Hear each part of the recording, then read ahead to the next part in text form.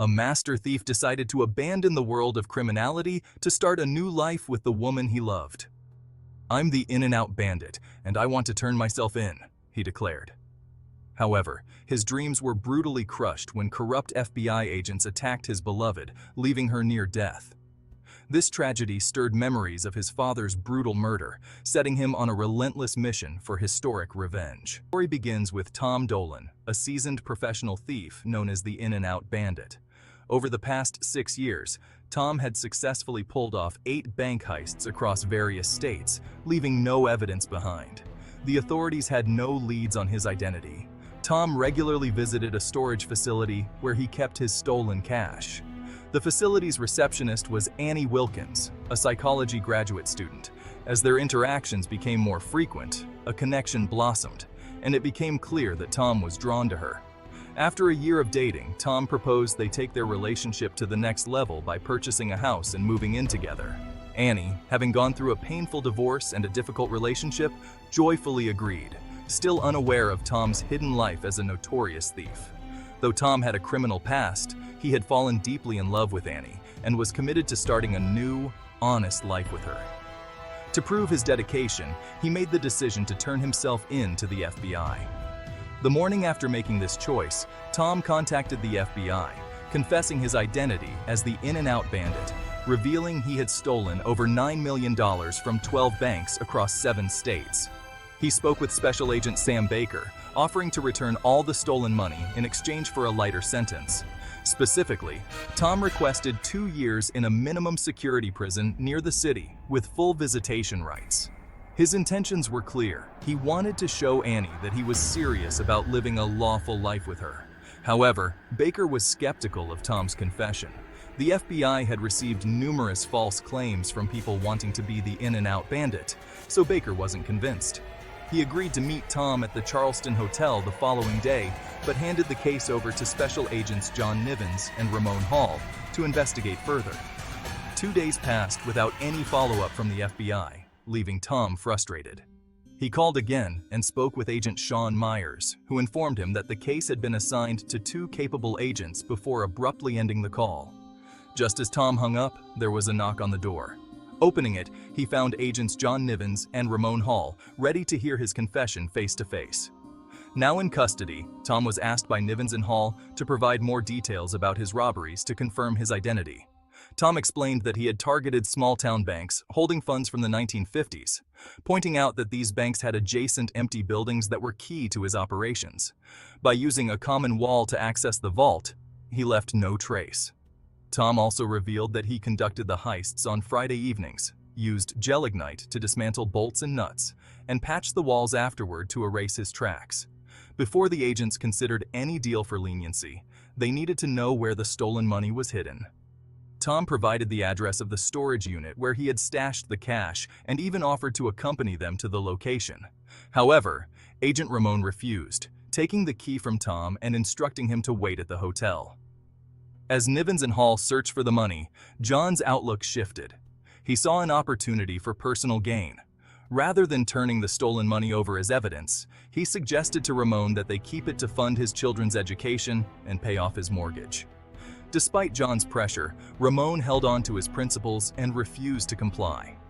Meanwhile, Tom anxiously waited at the hotel when Annie unexpectedly arrived. She mistook John and Ramon for Tom's old friends, as they had introduced themselves as such.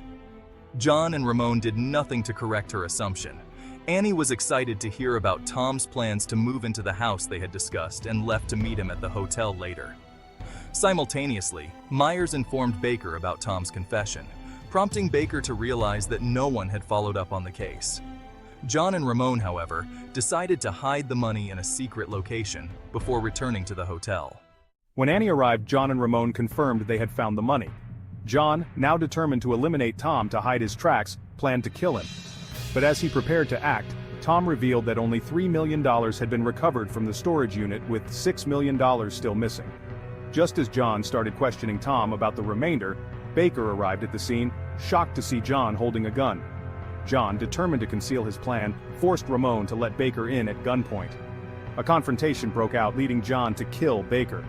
In an attempt to stop him, both Tom and John fell out of the window. Tom spotted Annie in shock and urged her to flee. The two managed to escape as John and Ramon fired at them, though they failed to stop their getaway. During the pursuit, John and Ramon realized that Tom had taken Ramon's gun, complicating their pursuit further. As the chaos unfolded, Annie demanded answers from Tom, and he promised to explain everything once they were safe. While they hid, Tom confessed the truth about his criminal past. He revealed that he had never killed anyone or used the stolen money. His life of crime started when his father was wrongfully fired and denied his pension by the company's corrupt CEO. Unable to cope with the loss and the death of his wife, Tom's father never pursued justice. Tom turned to robbery for revenge and excitement, but meeting Annie had caused him to rethink his actions. She was the reason he had not committed any robberies in the past year. Back at the hotel, Myers mourned Baker's death and swore to find the killer.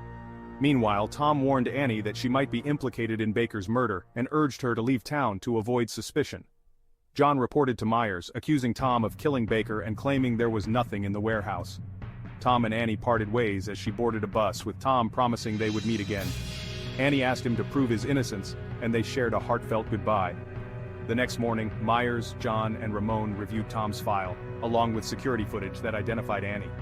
They discussed her recent divorce, and Myers directed them to locate Tom. Annie called Tom from the warehouse to inform him that the CCTV footage showed John and Ramon removing boxes from the storage unit.